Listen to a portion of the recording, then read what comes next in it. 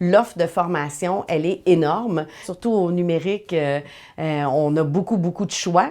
Mais maintenant, quel choix on fait? Comment est-ce qu'on met de la clarté dans tout ça? J'ai un collègue à moi qui a appelé ça récemment de la pédagobésité.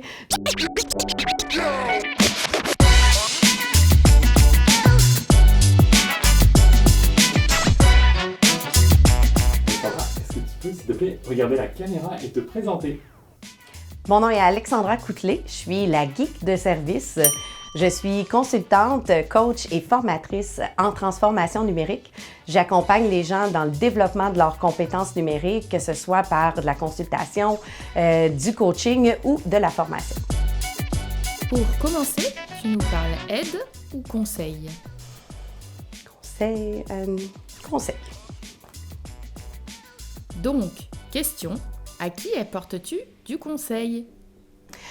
En fait, à qui que ce soit qui veut améliorer ses compétences numériques, ça peut être une personne qui a envie de se développer pour son développement professionnel, mais ça peut être aussi des travailleurs autonomes, des petites équipes de petites entreprises. Ça peut être aussi des entreprises qui veulent que j'accompagne leurs employés. Donc, ça s'adresse vraiment à tout le monde qui veut développer ses compétences numériques, mais d'être conseillé dans la façon de le faire. Alors, on va aller sur 2 thèmes. On choisit l'accessibilité ou bien les clients? Les clients. Super, donc la question. Depuis que tu as commencé, qui sont tes clients en général? Dans les dernières années, j'étais dans le milieu de l'éducation. Donc, mes clients ont été d'abord des élèves, qui n'étaient pas des clients, mais qui étaient mon public de formation, disons-le comme ça, pour ensuite accompagner des enseignants, mais aussi des gestionnaires scolaires, des conseillers pédagogiques, donc les formateurs des enseignants. Maintenant, j'ouvre à un public plus large avec cette nouvelle aventure que je démarre pour pouvoir accompagner aussi des organismes à but non lucratif qui auraient besoin d'accompagnement. Ça peut être aussi des employés qui veulent développer professionnellement. Donc, ça s'adresse un peu à différentes personnes. Le numérique, ça touche vraiment tout le monde, mais on a tous des besoins différents. Donc, mes clients peuvent être n'importe qui veut développer ses compétences numériques. Maintenant, plutôt les indispensables ou les spécifiques? Les indispensables. Alors, quels sont les outils indispensables à avoir dans sa trousse? Dans mon quotidien, j'ai besoin d'une suite d'outils qui me permet d'écrire, de comptabiliser des documents. Moi, personnellement, j'utilise la suite de Google Workspace, donc le Google Document qui me permet de rédiger des textes, de collaborer, des tableurs pour faire des budgets et tout. Donc ça, c'est des outils de base que j'utilise. Du côté de formation, lorsque je crée des supports de formation, Canva m'aide énormément pour le visuel et tout. J'aime aussi beaucoup StreamYard, qui est un outil qui me permet de faire des webinaires en direct. C'est un outil ultra facile à utiliser, qui est comme un outil de visioconférence, mais qui nous permet de diffuser sur plusieurs réseaux sociaux en même temps. Ça nous permet d'enregistrer le tout aussi pour diffuser plus tard, de passer des gens en entrevue, par exemple. Puis on peut conserver les vidéos qui peuvent servir pour la formation par la suite. Je m'en sers aussi pour le balado.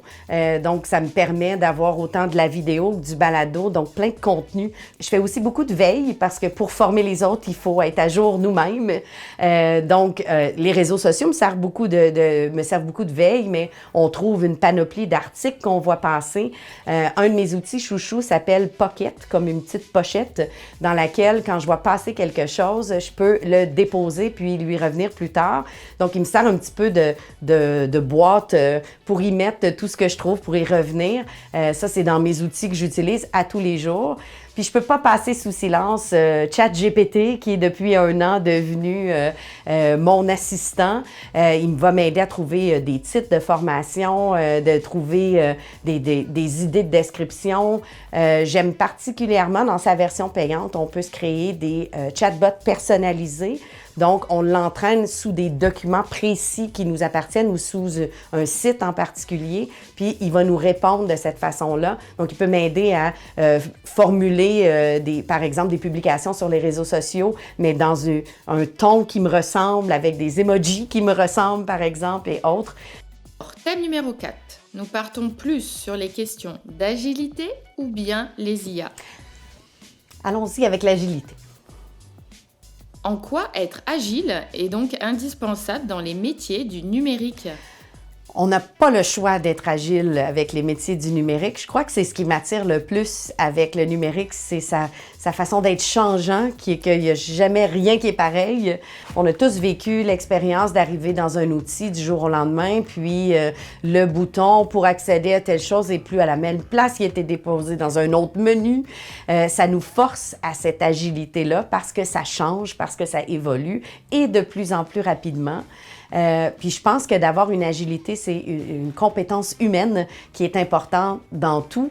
Quand on est parent, par exemple, on a une agilité de pouvoir réaliser que l'enfant est fatigué, puis qu'on va changer les plans, qu'on va peut-être devoir adapter le menu parce qu'on vient d'apprendre qu'un ami est allergique à. Donc cette agilité-là est une compétence humaine de toute façon qu'on devrait avoir, qui cause beaucoup moins de stress et d'anxiété quand on est capable de s'adapter au changement. On est beaucoup plus serein quand on lâche prise, surtout. Bon, ça a l'air facile dit comme ça, je n'ai pas dit que ça l'était. Souvent, quand on a cette espèce de sentiment-là de panique, il faut se ramener à qu'est-ce que je sais, qu'est-ce que je connais. Je vais donner un exemple bien simple. J'arrive dans une visioconférence et un nouvel outil que je connais pas. On m'a invité, je suis habituée avec Teams ou avec Zoom, mais là, on m'invite dans un autre outil. Mais tous les outils de visioconférence vont avoir certains outils de base. Il va y avoir un endroit pour ouvrir et fermer mon micro.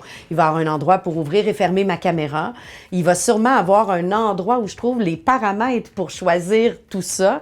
Donc, il faut que je prenne un grand respire et que je me dise, bon, je connais pas l'outil, mais je connais que les outils de visioconférence auxquels je suis habituée ont d'habitude un endroit pour mon micro, pour ma caméra. Il me reste à repérer peut-être un icône, une petite roulette d'engrenage qui, ça veut dire d'habitude qu'il y a des paramètres.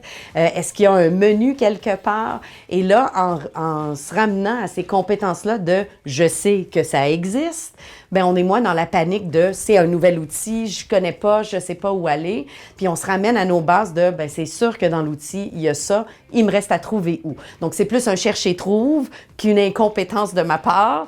Puis quand on le ramène à ça, c'est « bien, j'ai une mission de trouver », pas un « je suis complètement incompétent puis j'y arrive pas ». C'est la base de tout l'apprentissage. Il va falloir se mettre en position d'inconfort. C'est comme ça qu'on devient agile, d'être à l'aise avec l'inconfort, d'être à l'aise avec l'erreur, l'exploration. C'est la base de ce qu'on demande aux enfants qui vont à l'école, d'essayer, de se mettre en position de « je fais une erreur et j'apprends de mon erreur ». Bien, pour moi, c'est la même chose avec le numérique. On peut que progresser. Thème et dernier, choisis-tu entre coach technologique ou bien auto-formation ? Coach technologique. Alors, selon toi, à quel moment peut-on avoir besoin d'un coach technologique ? Bien, je prêche un peu pour ma paroisse, comme on dit, parce que c'est exactement ce que je veux lancer. Je pense qu'on est à une ère où la formation, elle est extrêmement disponible. On peut apprendre avec des auto-formations, justement. On peut apprendre en ligne. Il y a des webinaires, il y a des formations. L'offre de formation, elle est énorme. Donc, on n'a pas un manque de formation, surtout au numérique. On a beaucoup, beaucoup de choix. Mais maintenant, quel choix on fait? Comment est-ce qu'on met de la clarté dans tout ça? J'ai un collègue à moi qui a appelé ça récemment de la pédagobésité.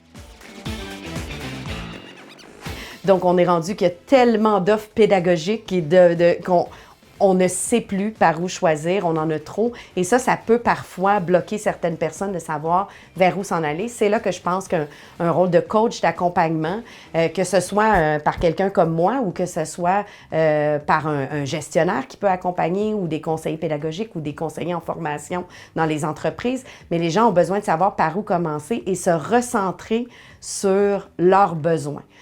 C'est facile d'entendre parler, par exemple, d'intelligence artificielle puis se dire qu'on doit suivre plein de formations là-dessus.